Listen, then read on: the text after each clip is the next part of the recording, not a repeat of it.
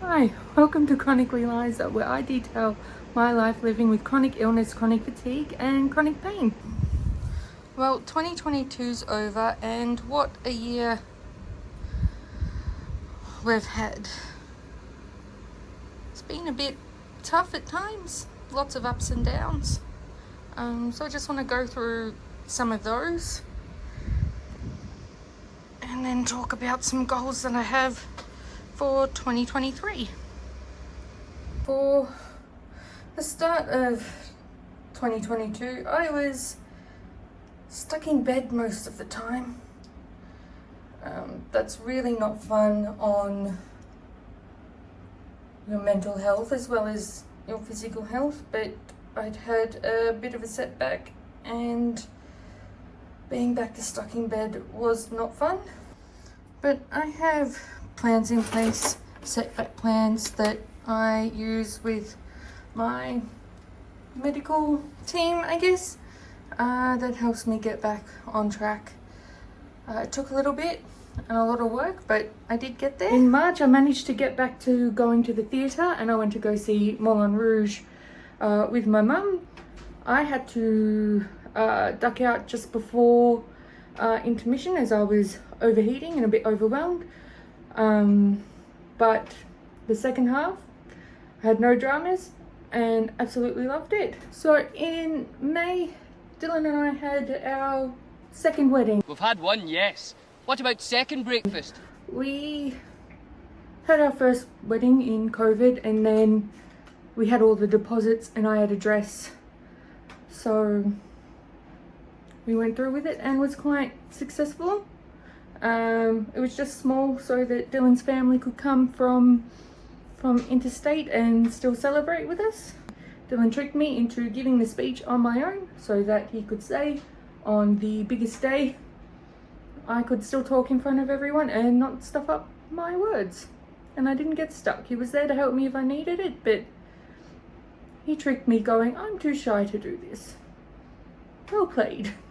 Well played, sir. But then that leads us to August and our first post-COVID holiday when we went up to Cairns.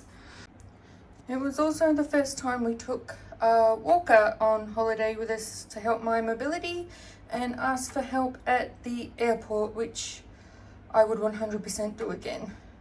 That just made travel days so much easier. So Cairns was amazing. I absolutely loved it up there. Never been to far North Queensland and it's so beautiful. If you haven't been, I do recommend you go.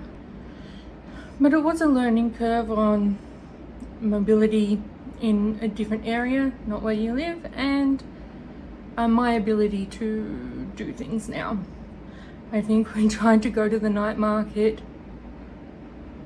5 nights in a row. Finally got there on our last night in the main city of Cairns. So just kept trying and just had to listen to my body. I managed to knock off one of my bucket list items, which was I've always wanted to snorkel Great Barrier Reef. I stayed on Fitzroy Island and there's a swim shop there, and between one of the dive people and my husband we managed to figure out a way that I could snorkel. I'm glad I've done it. It was so pretty and I got so excited every time I saw a fish. I was trying to yell going, there's a fish, there's a fish. And my husband was yelling back, you've got a snorkel in your mouth. I can't understand you. What? So throughout all this I was also getting tests done because I think like a lot of chronically ill people there's always something new and something that they have to find out why things are the way that they are. So we still don't know that, and I shocked some specialists with how I can still function to the way that I am. How are you not dead? I have no idea. But hopefully we'll be able to see some answers in 2023 to what's going on. Also throughout the whole year, I had my now old workplace contact me in regards to my employment. I've been trying to go back to work on and off since I got sick, and nothing I did worked, and so it's been a period of time since I've been able to attempt to go back as well. And so they needed to know if there was any accommodations they could make, and if there was anything that they could do to accommodate me to try and get back to work. But at this stage there's nothing, and I'm unable to work, and that's something that I had to recognize in myself. And after talking with my doctor about realistically my capacity to work right now and into the future, and it's just an unknown at this point when or if I'll be able to work again. So after 12 years I had to be terminated from my employment. That was hard because I don't think it was, I knew it had to be done and I was preparing for it anyway, but yeah, that's just something that's really difficult, to kind of accept that you can't work when you've been at a place for 12 years. And a bunch of that has been while I've been sick, but at least I tried to go back a couple of times. It just didn't work out. Another negative was that I had to care for someone. And that was hard, trying to look after a house on my own and then trying to set things up for them to come home, and I was gonna try and be with them while they settled in. I lasted 3 days after they came home before I started to be stuck in bed and roles started to be reversed. And that's tough. That's tough not to be able to look after people in the same way that they've looked after you. So we went to our first shows post-COVID. We went to go see The Darkness, and we went to go see Nick Cave, Warren Ellis. Both brilliant, absolutely brilliant. Had so much fun at both of those.